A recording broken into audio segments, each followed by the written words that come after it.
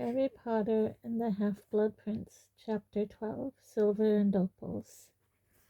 Where was Dumbledore, and what was he doing? Harry caught sight of the headmaster only twice over the next few weeks. He rarely appeared at meals anymore, and Harry was sure Hermione was right in thinking that he was leaving the school for days at a time. Had Dumbledore forgotten the lessons he was supposed to be giving Harry? Dumbledore had said that the lessons relating to something to do with the prophecy. Harry had felt bolstered, comforted, and now he felt slightly abandoned. Halfway through October came their first trip of the term to Hogsmeade. Harry had wondered whether these trips would still be allowed, given the increasingly tight security measures around the school, but was pleased to know that they were going ahead.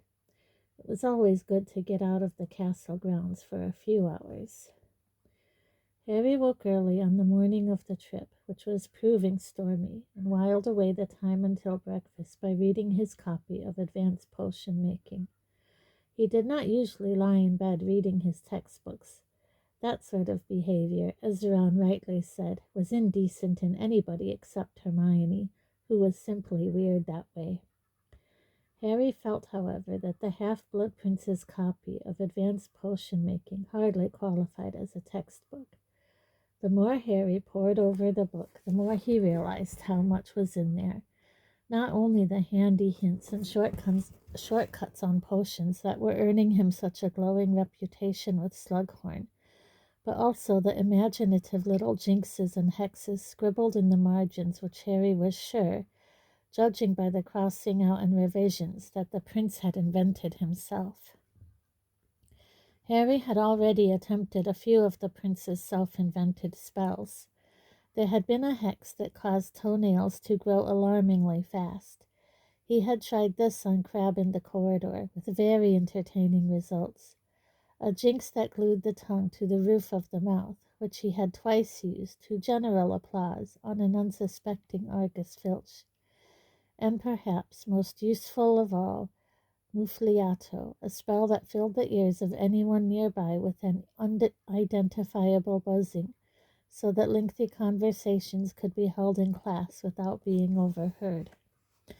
The only person who did not find these charms amusing was Hermione, who maintained a rigidly disapproving expression throughout, and refused to talk at all if Harry had used the Muffliato spell on anyone in the vicinity. Sitting up in bed, Harry turned the book sideways so as to examine more closely the scribbled instructions for a spell that seemed to have caused the prince some trouble. There were many crossings out and alterations, but finally, crammed into a corner of the page, the scribble, Levicorpus, NVBL. While the wind and sleet pounded relentlessly on the windows and Neville snored loudly, Harry stared at the letters in brackets, NVBL, that had to mean nonverbal. Harry rather doubted he would be able to bring off this particular spell. He was still having difficulty with nonverbal spells, something Snape had been quick to comment on in every DADA class. On the other hand, the prince had proved a much more effective teacher than Snape so far. Pointing his wand at nothing in particular, he gave it an upward flick and said, Levicorpus, inside his head. Ah! There was a flash of light, and the room was full of voices. Everyone had woken up as Ron had let out a yell. Harry had sent Advanced Potion Making flying in panic. Ron was dangling upside down in midair as though an invisible hook had hoisted him up by the ankle. Sorry, yelled Harry, as Dean and Seamus roared with laughter, and Neville picked himself up from the floor, having fallen out of bed. Hang on, I'll let you down. He groped for the potion book and riffled through it in a panic, trying to find the right page. At last he located it and deciphered one cramped word underneath the spell. Praying that this was the counter-jinx, Harry thought, Libera Corpus, with all his might. There was another flash of light, and Ron fell in a heap onto his mattress. Sorry, repeated Harry weakly, while Dean and Seamus continued to roar with laughter.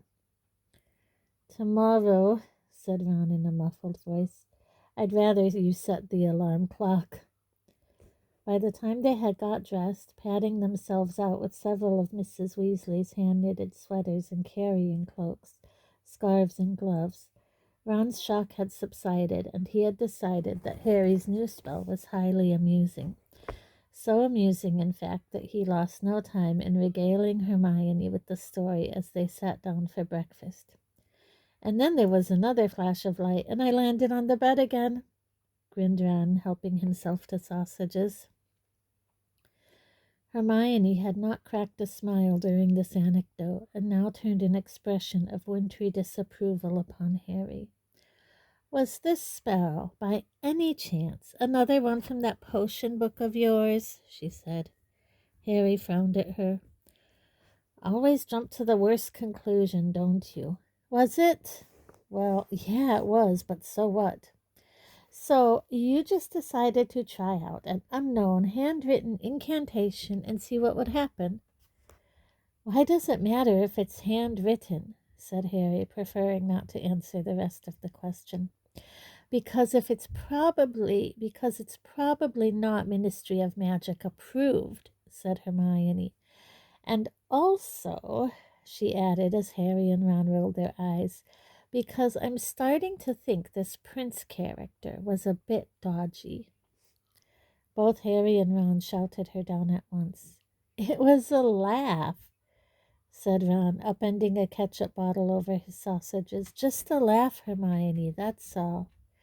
"Dangling people upside down by the ankle," said Hermione.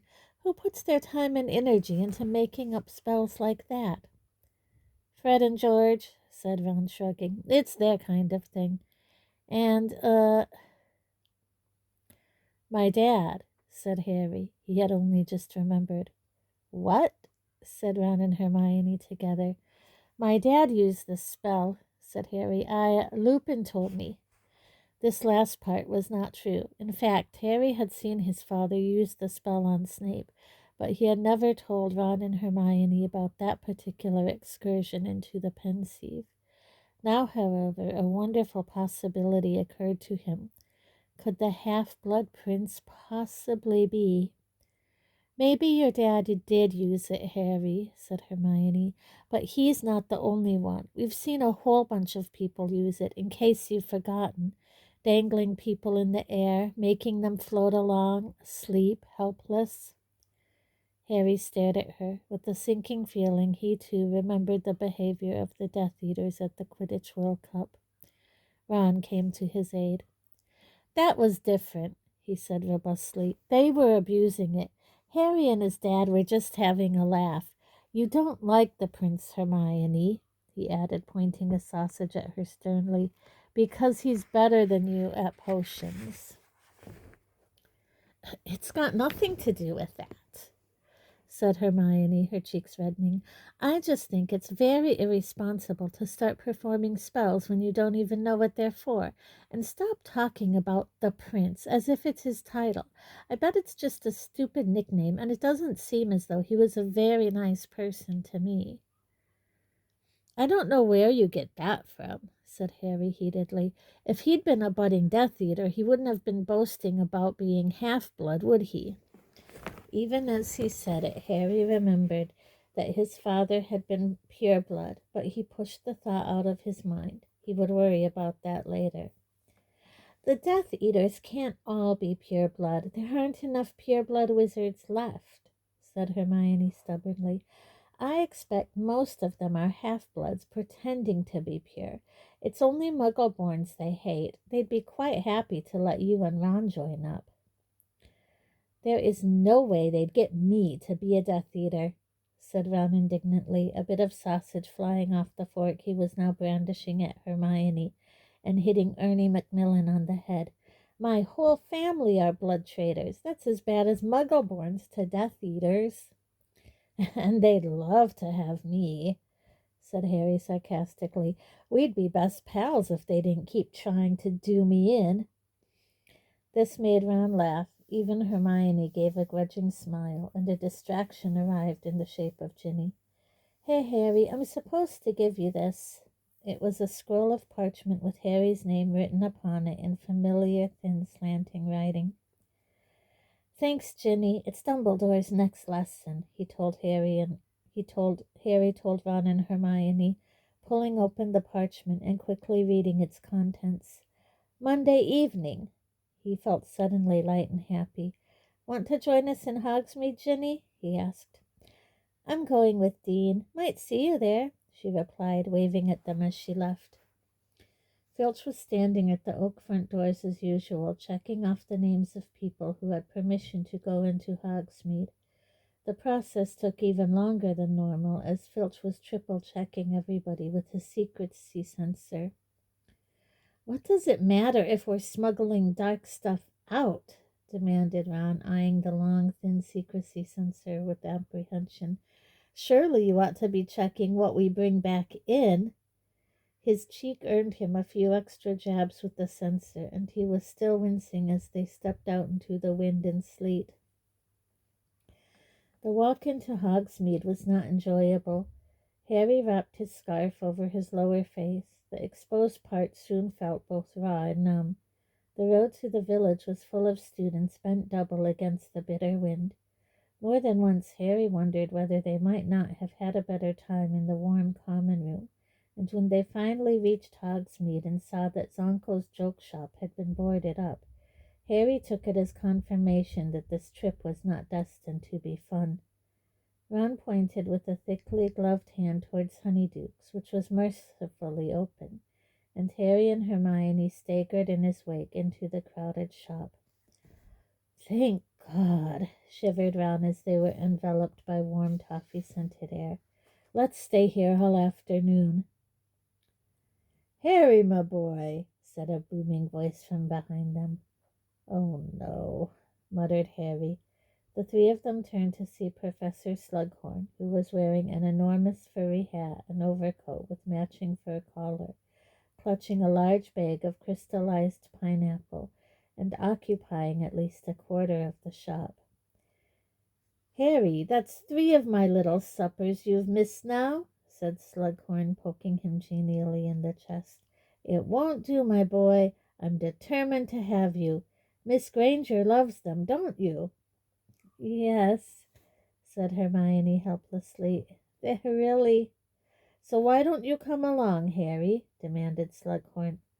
"Well, I've had Quidditch practice, Professor," said Harry, who had indeed been scheduling practices every time Slughorn had sent him a little violet ribbon-adorned invitation. This strategy meant that Ron was not left out, and they usually had a laugh with Ginny, imagining Hermione shut up with McGluggin and Zabini. "Well, I certainly expect you to win your first match after all this hard work," said Slughorn, "but a little recreation never hurt anybody. Now how about Monday night? You can't possibly want to practice in this weather." "I can't, Professor. I've got an appointment with Professor Dumbledore that evening." "Unlucky again," cried Slughorn dramatically. "Ah, well, you can't evade me forever, Harry." And with a regal wave he waddled out of the shop, taking as little notice of Ron as though he had been a display of cockroach cluster. "I can't believe you wriggled out of another one," said Hermione, shaking her head. "They're not that bad, you know. They're even quite fun sometimes." But then she caught sight of Ron's expression. "Oh, look, they've got deluxe sugar quills. Those would last hours."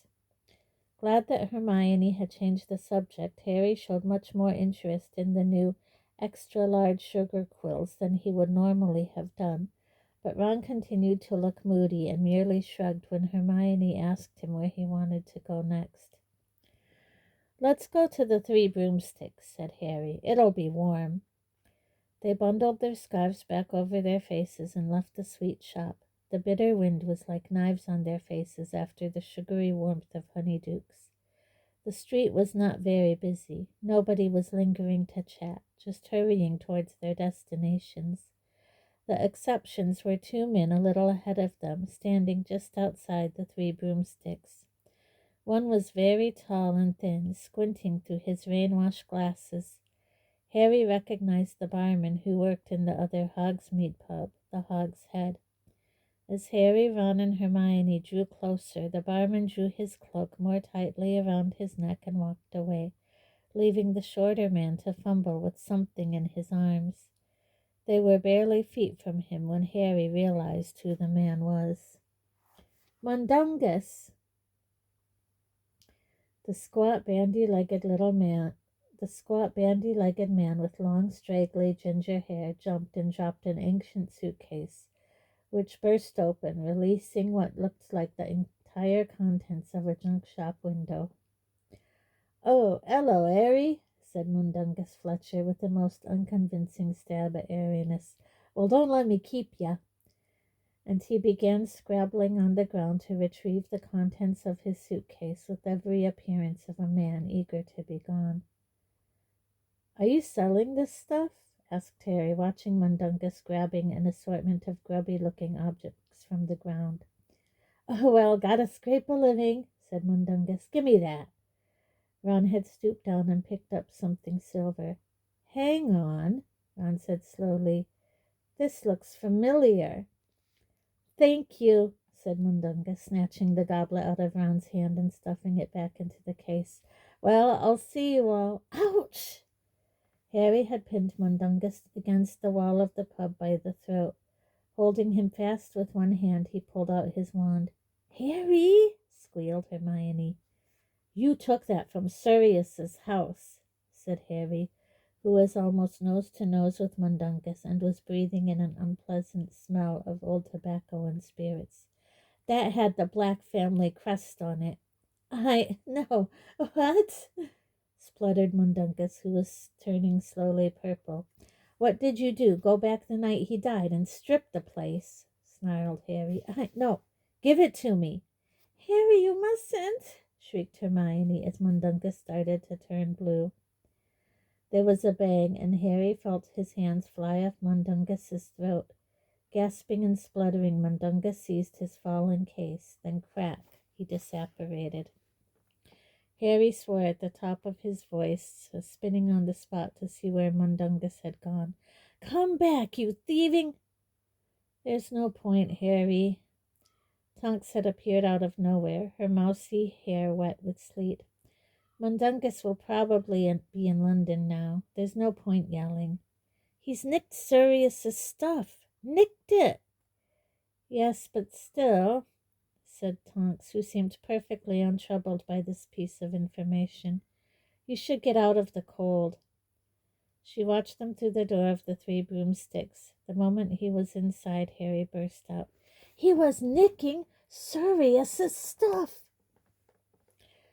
"I know, Harry, but please don't shout. People are staring," whispered Hermione. "Go and sit down. I'll get you a drink."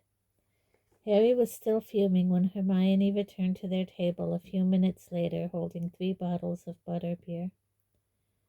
"Can't the Order control Mundungus?" Harry demanded of the other two in a furious whisper.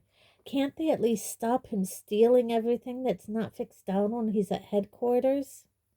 "Shh," said Hermione desperately, looking around to make sure nobody was listening. There were a couple of warlocks sitting close by who were staring at Harry with great interest, and Zabini was lolling against a pillar not far away. "Harry, I'd be annoyed too. I know it's your things he's stealing." Harry gagged on his butterbeer. He had momentarily forgotten that he owned number 12 Grimmauld Place. "Yeah, it's my stuff," he said. "No wonder he wasn't pleased to see me. Well, I'm going to tell Dumbledore what's going on. He's the only one who scares Mundungus." "Good idea," whispered Hermione, clearly pleased that Harry was calming down. "Ron, what are you staring at?" "Nothing," said Ron, hastily looking away from the bar, but Harry knew he was trying to catch the eye of the curvy and attractive barmaid, Madame Rosemerta, for whom he had long nursed a soft spot. "I expect nothing's in the back getting more fire whiskey," said Hermione waspishly. Ron ignored this jibe, sipping his drink in what he evidently considered to be a dignified silence. Harry was thinking about Sirius and how he had hated those silver goblets anyway. Hermione drummed her fingers on the table, her eyes flickering between Ron and the bar. The moment Harry drained the last drops in his bottle, she said, "Shall we call it a day and go back to school then?" The other two nodded. It had not been a fun trip, and the weather was getting worse the longer they stayed. Once again they drew their cloaks tightly around them, rearranged their scarves, pulled on their gloves, then followed Katie Bell and a friend out of the pub and back up the high street. Harry's thoughts strayed to Ginny as they trudged up the road to Hogwarts through the frozen slush. They had not met up with her, undoubtedly, thought Harry, because she and Dean were cozily closeted in Madame Puddifoot's tea shop, that haunt of happy couples. Scowling, he bowed his head against the swirling sleet and trudged on. It was a little while before Harry became aware that the voices of Katie Bell and her friend, which were being carried back to him on the wind, had become shriller and louder. Harry squinted at their indistinct figures. The two girls were having an argument about something Katie was holding in her hand. "It's nothing to do with you, Leanne," Harry heard Katie say. They rounded a corner in the lane, sleet coming thick and fast, blurring Harry's glasses. Just as he raised a gloved hand to wipe them, Leanne made to grab hold of the package Katie was holding. Katie tugged it back, and the package fell to the ground. At once Katie rose into the air, not as Ron had done, suspended comically by the ankle, but gracefully, her arms outstretched, as though she were about to fly. Yet there was something wrong, something eerie. Her hair was whipped around her by the fierce wind, but her eyes were closed, and her face was quite empty of expression. Harry, Ron, Hermione, and Leanne had all halted in their tracks, watching. Then, 6 feet above the ground, Katie let out a terrible scream. Her eyes flew open, but whatever she could see, or whatever she was feeling, was clearly causing her terrible anguish. She screamed and screamed. Leanne started to scream too and seized Katie's ankles, trying to tug her back to the ground. Harry, Ron, and Hermione rushed forwards to help, but even as they grabbed Katie's legs, she fell on top of them. Harry and Ron managed to catch her, but she was writhing so much they could hardly hold her. Instead, they lowered her to the ground, where she thrashed and screamed, apparently unable to recognize any of them. Harry looked around. The landscape seemed deserted. "Stay there!" he shouted at the others over the howling wind. "I'm going for help."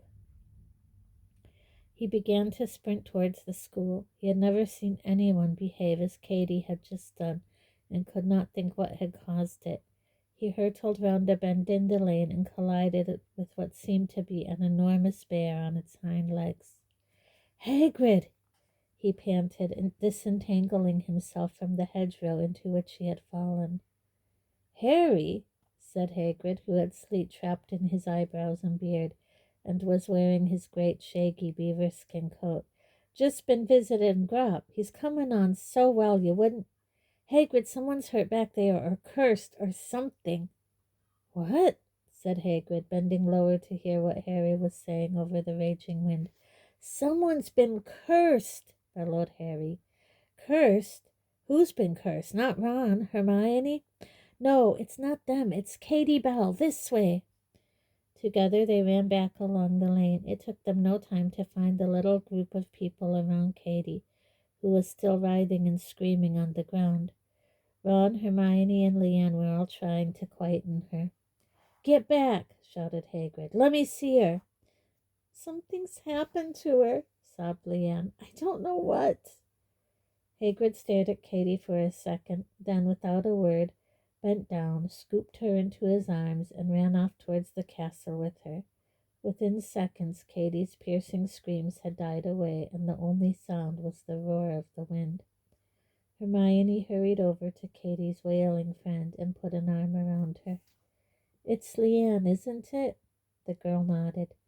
"Did it just happen all of a sudden, or—" "It was when the package tore," sobbed Leanne, pointing at the now sodden brown paper package on the ground.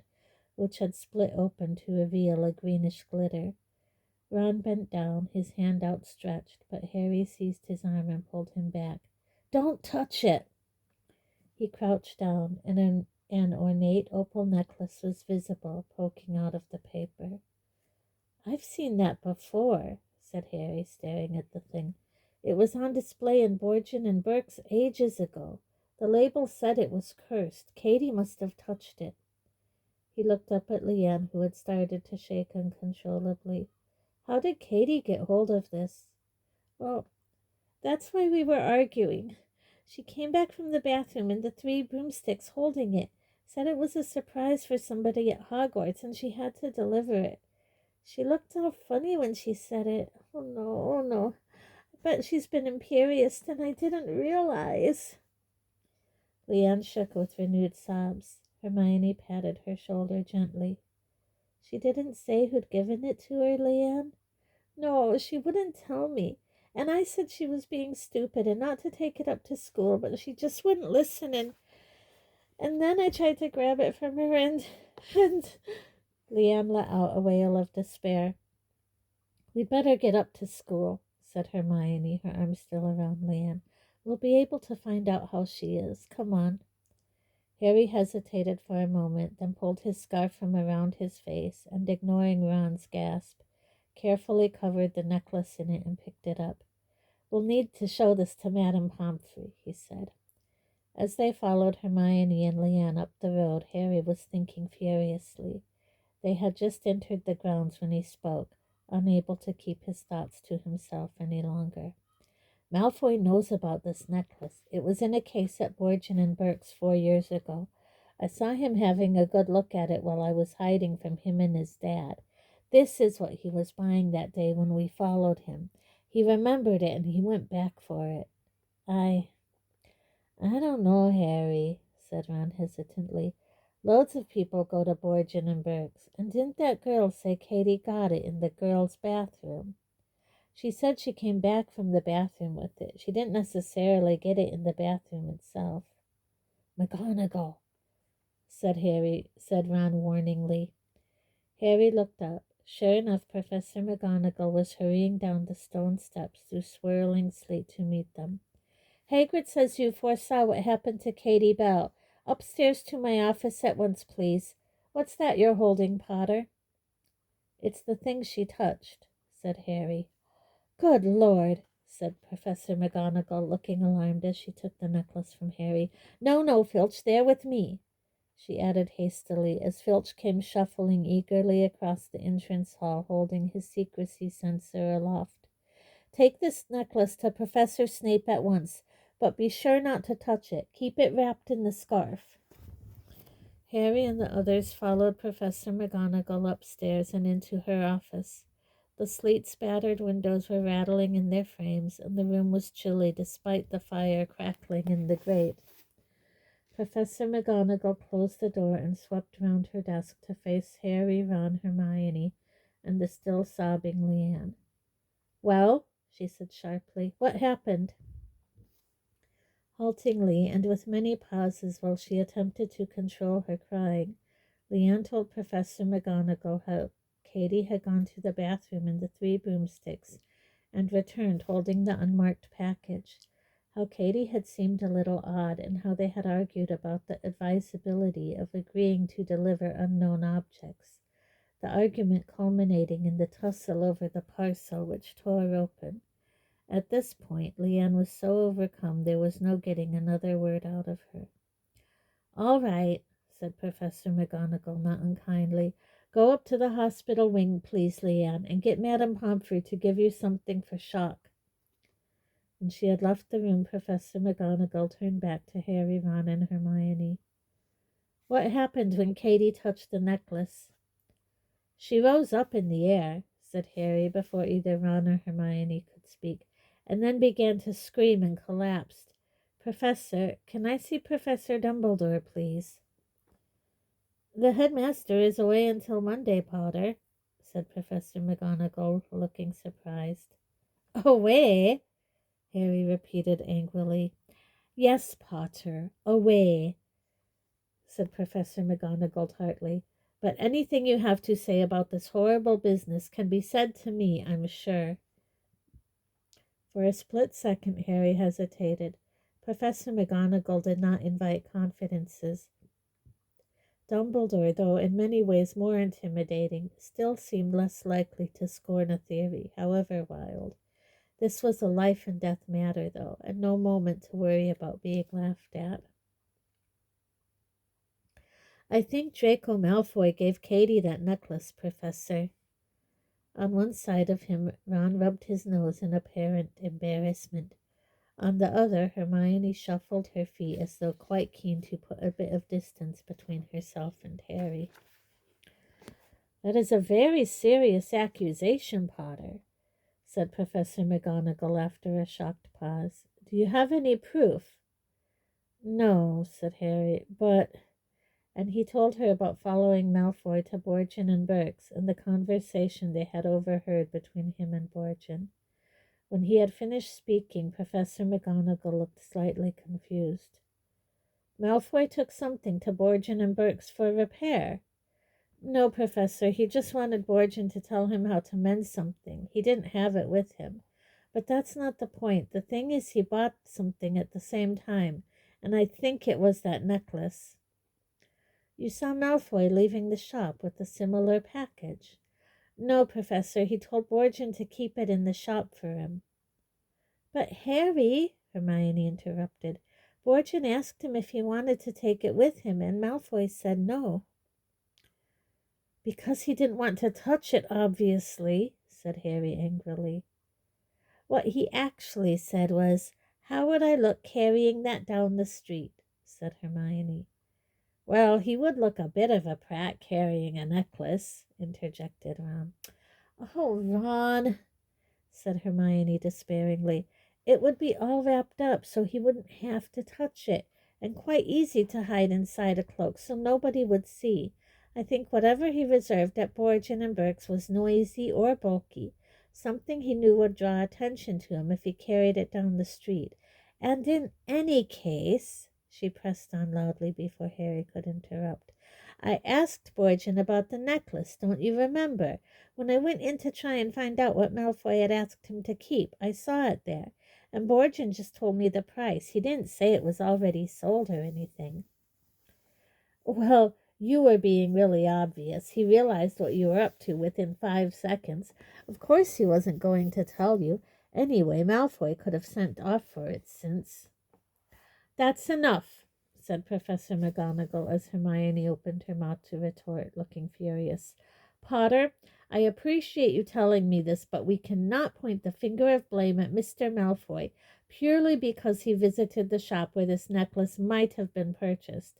The same is probably true of hundreds of people." "That's what I said," muttered Ron. "And in any case, we have put stringent security measures in place this year. I do not believe that necklace can possibly have entered this school without our knowledge." "But, and what is more," said Professor McGonagall with an air of awful finality, "Mr. Malfoy was not in Hogsmeade today." Harry gaped at her, deflating. "How do you know, Professor?" "Because he was doing detention with me. He has now failed to complete his Transfiguration homework twice in a row. So thank you for telling me of your suspicions, Potter," she said as she marched past them. "But I need to go up to the hospital wing now to check on Katie Bell. Good day to you all." She held open her office door. They had no choice but to file past her without another word. Harry was angry with the other two for siding with McGonagall. Nevertheless, he felt compelled to join in once they started discussing what had happened. "So who do you reckon Katie was supposed to give the necklace to?" asked Ron as they climbed the stairs to the common room. "Goodness only knows," said Hermione, "but whoever it was has had a narrow escape. No one could have opened that package without touching that necklace." "It could have been meant for loads of people," said Harry. "Dumbledore, the Death Eaters would love to get rid of him. He must be one of their top targets. Or Slughorn. Dumbledore reckons Voldemort really wanted him, and they can't be pleased that he sided with Dumbledore. Or Or you, said Hermione, looking troubled. Couldn't have been, said Harry. Or Katie would have just turned round in the lane and given it to me, wouldn't she? I was behind her all the way out of the Three Broomsticks. It would have made much more sense to deliver the parcel outside Hogwarts, what with Filch searching everyone who goes in and out. I wonder why Malfoy told her to take it into the castle. Harry, Malfoy wasn't in Hogsmeade, said Hermione, actually stamping her foot in frustration. He must have used an accomplice then, said Harry. Crabbe or Goyle or, come to think of it, another Death Eater. He'll have loads better cronies than Crabbe and Goyle now he's joined up. Ron and Hermione exchanged looks that plainly said, there's no point arguing with him. Dilligrout, said Hermione firmly as they reached the fat lady. The portrait swung open to admit them to the common room. It was quite full and smelled of damp clothing. Many people seemed to have returned from Hogsmeade early because of the bad weather. There was no buzz of fear or speculation, however. Clearly, the news of Katie's fate had not yet spread. It wasn't a very slick attack, really, when you stop and think about it, said Ron, casually turfing a first-year out of one of the good armchairs by the fire so that he could sit down. The curse didn't even make it into the castle, not what you'd call foolproof. You're right, said Hermione, prodding Ron out of the chair with her foot and offering it to the first year again. It wasn't very well thought out at all. But since when has Malfoy been one of the world's great thinkers? Asked Harry. Neither Ron nor Hermione answered him.